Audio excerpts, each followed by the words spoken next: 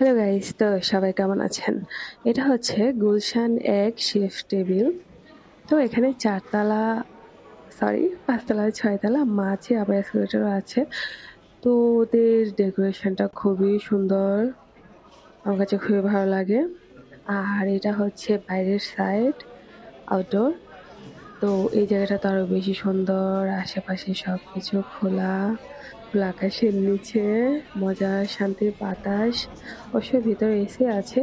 আর আজকে একটু বৃষ্টি বৃষ্টি ছিল, সেই জন্যে ভিতরে চলে আসলাম, বাইরে বসি নাই।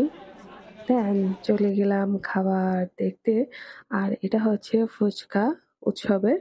তো গাইস, এখন আপনাদের ওদের হচ্ছে মেড করার প্রসেসগুলো দেখাবো।